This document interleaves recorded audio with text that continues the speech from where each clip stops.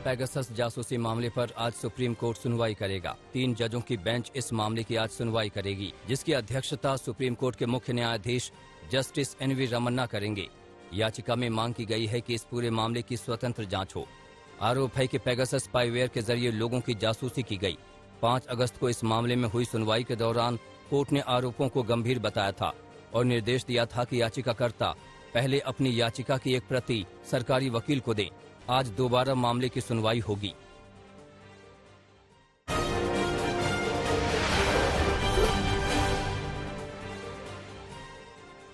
संसद के मॉनसून सत्र में विपक्ष का हंगामा थम नहीं रहा है। पेगासस जासूसी और कृषि कानूनों को लेकर विपक्ष का हंगामा लगातार जारी है। इस बीच पेगासस जासूसी के मुद्दे पर राज्यसभा में रक्षा मंत्रालय की ओर से लिखित जवाब दिया गया है, जिसमें कहा गया है कि एनएसओ ग्रुप ऑफ टेक्नोलॉजी के साथ मंत्रालय का कोई भी लेन देन नहीं हुआ है। एनएसओ ग्रुप वही इजरायली कंपनी है जिसके स्पाईवेयर पेगासस की मदद से जासूसी के आरोप लगाए जा रहे हैं और संसद में विपक्ष लगातार सरकार के खिलाफ आवाज उठा रहा है। लोकसभा में ओबीसी आरक्षण को लेकर एक अहम बिल पेश किया गया। इस संविधान संशोधन बिल के तहत अब राज्यों को भी ओबीसी लिस्ट बनाने का अधिकार मिलेगा। ये 127वां संविधान संशोधन बिल है, जिसे आर्टिकल 342A(3) के तहत लागू किया जाएगा। इससे राज्य सरकारों को ये अधिकार होगा कि वो अपने हिसाब से ओबीसी समुदाय की लिस्ट तैयार कर सकें। संशोधित बिल के पारित होने के बाद राज्यों को इसके लिए केंद्र पर निर्भर नहीं रहना होगा। बड़ी बात यह भी है कि मॉनसून सत्र में जारी विरोध के बीच विपक्ष भी इस बिल का समर्थन कर रहा है। प्रधानमंत्री नरेंद्र मोदी ने यूएनएससी की बैठक की अध्यक्षता की। इस बैठक में समुद्री सुरक्षा को लेकर चर्चा हुई। बैठक को संबोधित करते हुए प्रधानमंत्री मोदी ने कहा कि हमारी इस साझा धरोहर को कई चुनौतियों का सामना करना पड़ रहा है। आतंकवाद के लिए समुद्री रास्तों का दुरुपयोग हो रहा है। कई देशों के बीच समुद्री सीमा विवाद है। इन सभी मुद्दों को सुलझाने के लिए सभी देशों का साथ आना जरूरी है। पीएम ने कहा कि समुद्री विवादों का समाधान शांतिपूर्ण और अंतर्राष्ट्रीय कानून के आधार पर ही होना चाहिए। आपसी भरोसे और विश्वास के लिए ये बहुत जरूरी है। जम्मू कश्मीर के अनंतनाग में आतंकियों ने बीजेपी नेता गुलाम रसूल डार और उनकी पत्नी की गोली मारकर हत्या कर दी। अनंतनाग के लाल चौक पर आतंकियों ने डार और उनकी पत्नी पर फायरिंग की। इस दौरान दोनों को गोलियां लगीं। इसके बाद दोनों को अस्पताल ले जाया गया, जहां दोनों की मौत हो गई। डार कुलगाम से किसान मोर्चा के जिला अध्यक्ष थे, साथ ही वो सरपंच भी थे। जम्मू कश्मीर के उप राज्यपाल मनोज सिन्हा ने आतंकी हमले पर दुख जताया। उधर बीजेपी ने भी इस हमले को कायरतापूर्ण बताया है। पंजाब कांग्रेस के अध्यक्ष नवजोत सिंह सिद्धू ने एक बार फिर कैप्टन अमरिंदर सरकार को घेरा है। सिद्धू ने कई ट्वीट करके पूछा कि पंजाब पुलिस ने जो एसआईटी नशीले पदार्थ की बिक्री और सप्लाई में शामिल बड़ी मछलियों की धरपकड़ के लिए बनाई थी, उसने आखिरकार क्या कार्रवाई की है। साथ ही नवजोत सिंह सिद्धू ने सुझाव दिया कि विधानसभा के अंदर एक विशेष प्रस्ताव लाकर इस मुद्दे पर एसआईटी की रिपोर्ट को सार्वजनिक किया जाए।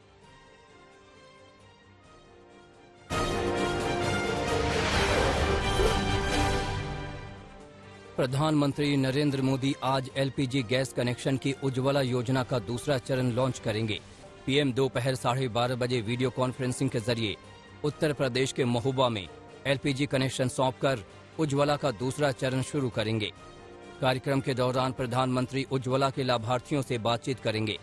साल 2016 में लॉन्च हुई उज्ज्वला 1.0 के दौरान बीपीएल परिवारों की 5 करोड़ महिला सदस्यों को एलपीजी कनेक्शन उपलब्ध कराने का लक्ष्य रखा गया था। इसके बाद योजना का विस्तार अप्रैल 2018 में किया गया था। असम मिजोरम सीमा विवाद को लेकर असम के मुख्यमंत्री हिमंता बिस्वा शर्मा ने प्रधानमंत्री नरेंद्र मोदी से मुलाकात की। इससे पहले मुख्यमंत्री शर्मा ने असम के बीजेपी सांसदों के साथ केंद्रीय गृह मंत्री अमित शाह से भी मुलाकात की। 26 जुलाई को दोनों राज्यों की पुलिस के बीच खूनी संघर्ष हुआ था। चिराग पासवान को जल्द ही 12 जनपद का सरकारी आवास खाली करना पड़ सकता है। पूर्व केंद्रीय मंत्री रामविलास पासवान को ये बंगला अलॉट था और उनकी मृत्यु के बाद यहां अभी चिराग पासवान अपनी मां के साथ रहते हैं।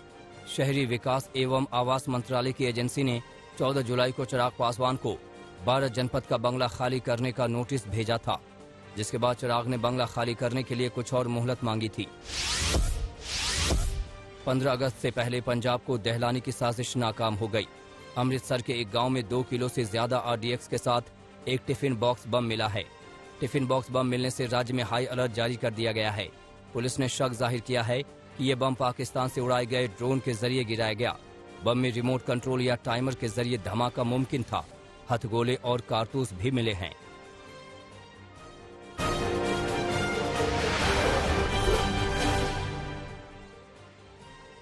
टोक्यो ओलंपिक से पदक जीतकर भारतीय खिलाड़ी दिल्ली एयरपोर्ट पर पहुंचे तो लोगों का हुजूम उमड़ पड़ा। खिलाड़ियों के स्वागत में लोग नाच रहे थे, गा रहे थे, ढोल बजा रहे थे, साथ में तिरंगे के साथ खिलाड़ियों के नाम का नारा लगा रहे थे। एयरपोर्ट पर खिलाड़ियों के स्वागत में उत्सव जैसा माहौल था। हर शख्स अपने वीरों को एक नजर देख लेना चाहता था। गोल्ड मेडल जीतकर लौटे नीरज चोपड़ा जब एयरपोर्ट पर दिखे तो लोगों में जबरदस्त उत्साह नजर आया।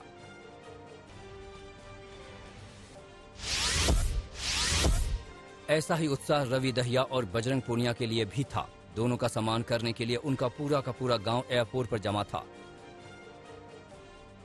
बजरंग पूनिया को तो लोगों ने कंधे पर उठा लिया और उनके हाथ में तिरंगा थमा दिया। जमकर नारेबाजी के बीच बजरंग खुली कार में बैठे और अशोक होटल की ओर निकले। रास्ते में लोगों ने बजरंग को रोककर तस्वीरें खिंचवाई। यही उत्साह रवि दहिया के साथ भी था।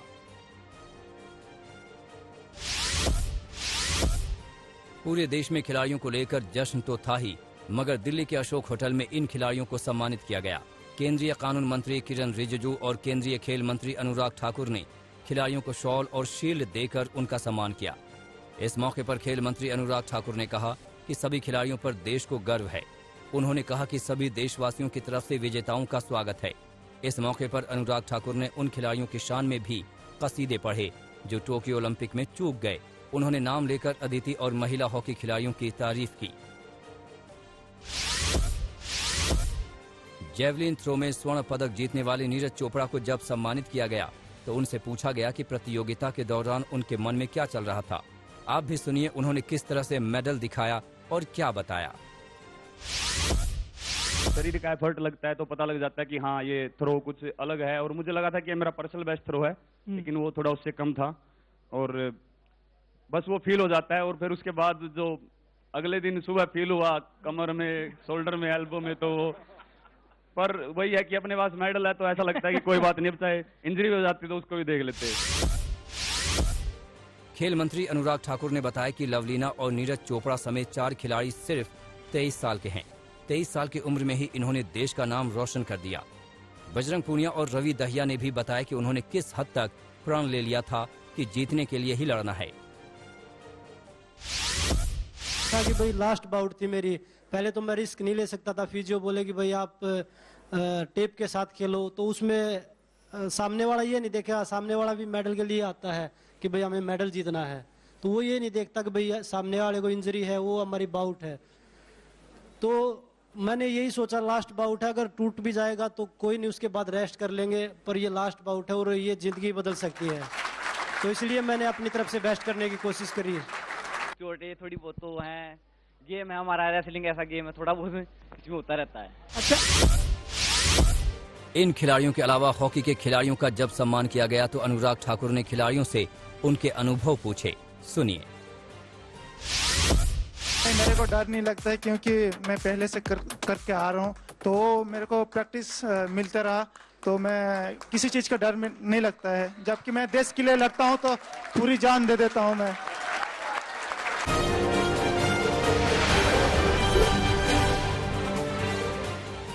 राजस्थान के कई जिलों में बाढ़ का खतरा बढ़ता जा रहा है। धौलपुर में भारी बारिश के बाद पार्वती बांध में पानी भर गया, जिसके चलते बांध के 8 गेट खोलने पड़े। बांध के गेट खोले जाने के बाद 70 से ज्यादा गांव बाढ़ की चपेट में आ गए। 30 से अधिक गांवों का तो संपर्क पूरी तरह से कट गया है। मजबूरी में गांव के लोग जान जोखिम में डालकर नदी को पार कर रहे हैं। जिले की चंबल पार्वती नदी बीते 1 हफ्ते से लगातार उफान पर है। आने वाले दिनों में अगर बारिश थमी नहीं तो लोगों की मुश्किलें काफी बढ़ सकती हैं।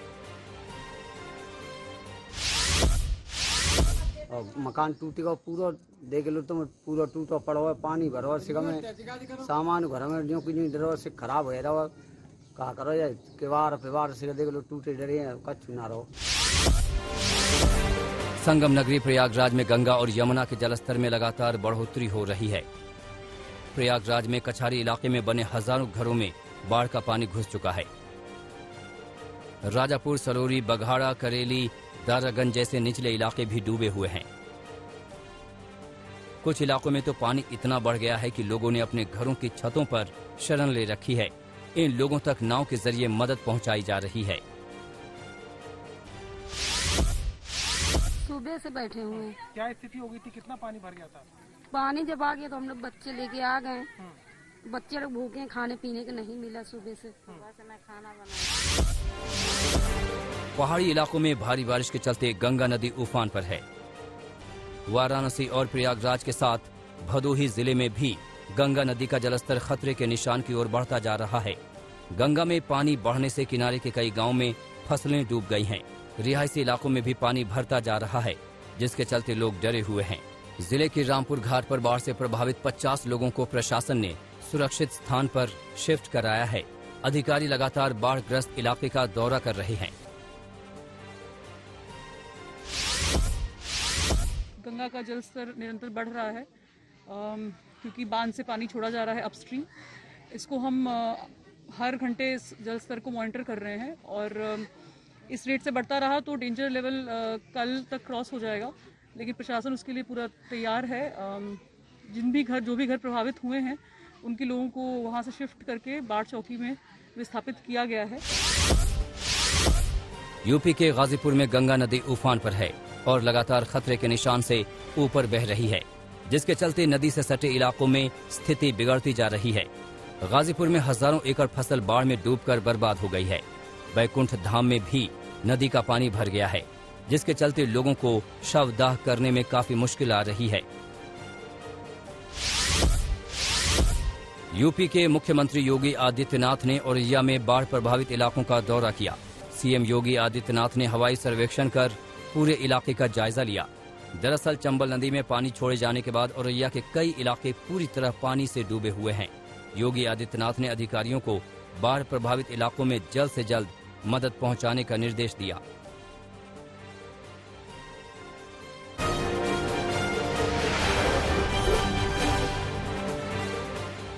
वाराणसी का एक बड़ा इलाका बाढ़ के पानी में डूबा है। बस्तियों में सैलाब ही सैलाब है। उफनती और खतरे के निशान को लांघती गंगा ने सब कुछ अपनी आगोश में ले लिया है। रिहायशी इलाकों में नावें तैर रही हैं।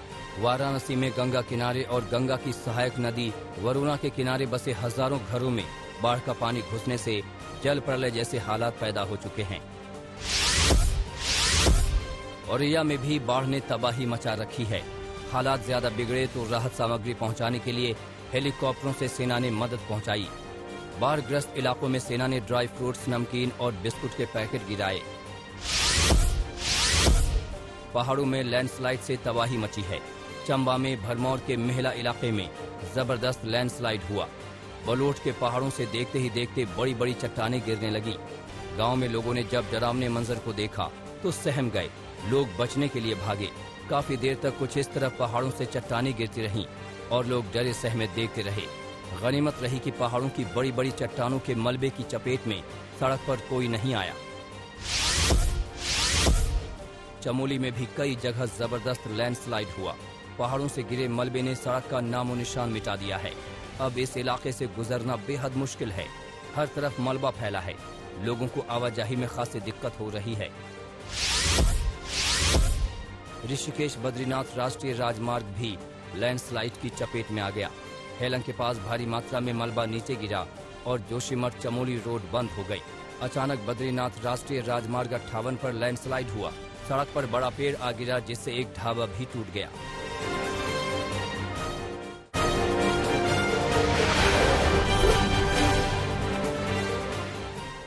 न्यूयॉर्क के गवर्नर एंड्रयू कुओमो ने पद से इस्तीफा दे दिया है। न्यूयॉर्क के गवर्नर पर 11 महिलाओं ने यौन शोषण का आरोप लगाया है, जिसके बाद उन्होंने अपने पद से इस्तीफा दे दिया है।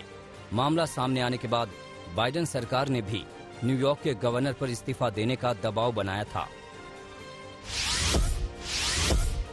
चुनाव में धांधली के आरोपों पर बेलारूस के राष्ट्रपति अलेक्जेंडर लुकाशेंको ने सफाई दी है। उन्होंने कहा कि पिछले साल हुए राष्ट्रपति चुनाव निष्पक्ष और पारदर्शी थे। उन्होंने कहा कि परिणाम का विरोध करने वाले कुछ लोग सरकार को तोड़ना चाहते थे, लेकिन ऐसा नहीं कर पाए। राष्ट्रपति चुनाव के 1 साल पूरा होने पर राजधानी मिन्स्क समेत कई जगहों पर प्रदर्शन भी हुए।